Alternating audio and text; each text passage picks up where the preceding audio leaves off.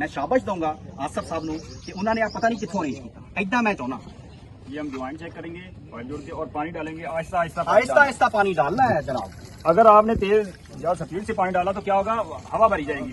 हवा भरने से क्या होगा, पानी यूं हिलेगा, साकल खड़ा नहीं होगा, ये देख लेना अभी।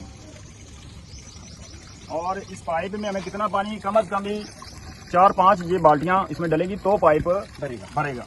इसलिए आहिस्ता आहिस्ता पानी को भरना है ताकि हर जोड़ के ऊपर पानी आ जाए। और हवा साथ साथ के फायदे देते हैं।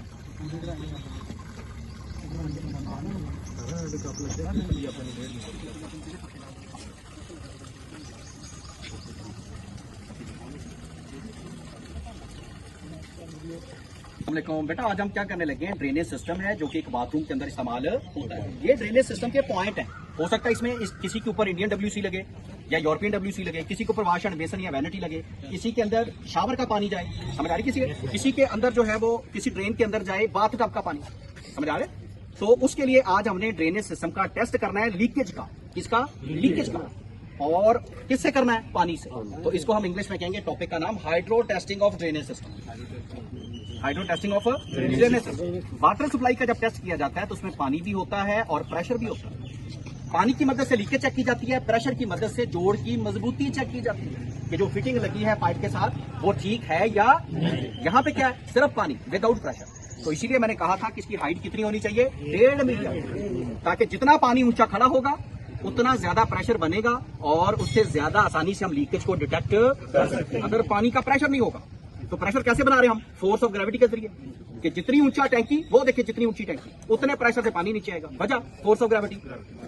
फोर्स ऑफ ग्रेविटी का मतलब कि ऊंचाई से पानी हमेशा नीचे की तरफ, समझ आ रही बात? तो ये प्रैक्टिकल परफॉर्म करने लगे, अभी आपको बेटे बताएंगे आसफ साहब। दूसरी बात, अगर अगला सवाल ये बनता है कि अगर भाई जहां हम टेस्टिंग कर रहे हैं उसके नीचे पानी है पहले, फिर आप कलरफुल टेस्टिंग करेंगे, पानी के अंदर भी रंग डालेंगे ताकि जहां से पानी लीक हो और नीचे वाले पानी में मिले तो वहां पे रंग शो हो जाएगा।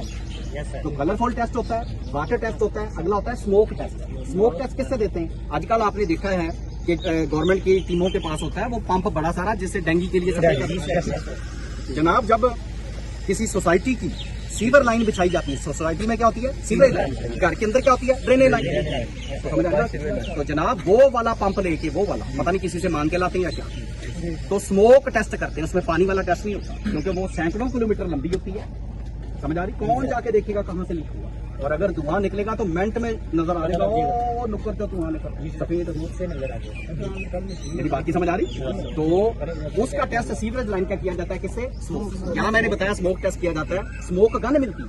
क्या मिलती है? स्मोक गन कहते हैं। क्लियर बेटे बात की? और उसके अंदर केमिकल मिलता है जो धुआं पैदा करता है।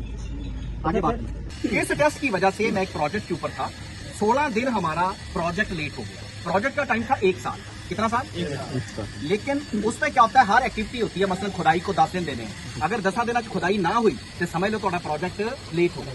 अगले चीज के 15 दिन के अंदर अंदर कंक्रीट पानी होते की पानी कंक्रीट। तो हुआ ये कि जब तक ये टेस्ट नहीं होगा मुकम्मल तो इसको हम बंद नहीं कर सकते। बंद करने का मतलब इसके ऊपर मट्टी डालेंगे, मट्टी डाल के इसके ऊपर कच्चा करेंगे, लीन कंक्रीट एक 4 फिर इसके ऊपर क्या बनेगा? टाइल लगाएंगे, तब तो फर्श मुकम्मल होगा। जब तक ड्रेनेज सिस्टम ओके नहीं होगा आपका फर्श कभी भी लग नहीं होगा।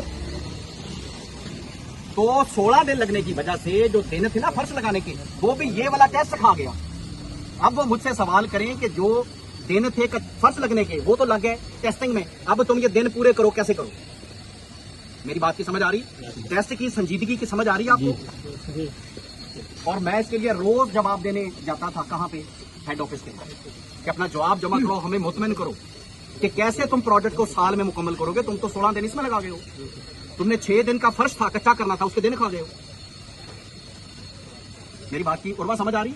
इसलिए टेस्ट इसके ऊपर 16 दिन क्यों लगाए? क्योंकि हम इसको बगैर टेस्ट किए दबा नहीं सकते। तो पक्का सारी हमेशगी के लिए दब गया 100 साल, 70 साल, 50 साल, 40 साल। बिल्डिंग तो लोग बना लेंगे, ड्रेनेज सिस्टम नहीं उखाड़ के करेंगे दोबारा, क्योंकि इस पाइप की उम्र 100 साल है। इसको मट्टी कुछ भी कहती। हाँ, खुदा ना खास्ता कोई चोट ऐसी लग जाए पाइप के ऊपर कि फर्श के ऊपर लाके कोई वजनी चीज रख दी, नहीं समझ आ रही? बीम खुदा ना खास्ता गिर गया, कोई वजनी चीज गिर गई। जिस तरह वहां पे जिम था, जिम का डंबल गिर गया, 30-30 किलो का डंबल अगर यूं उठाया है और ये गिर गया, या वहां पे व्हील अपना वो प्लेटें नहीं लगाते, खुदा ना खास्ता वो उठाई हुई है 500 केजी और वो किसी बंदे के हाथ से छूट गई, तो देन ये डिस्टर्ब होने का खतरा मौजूद है।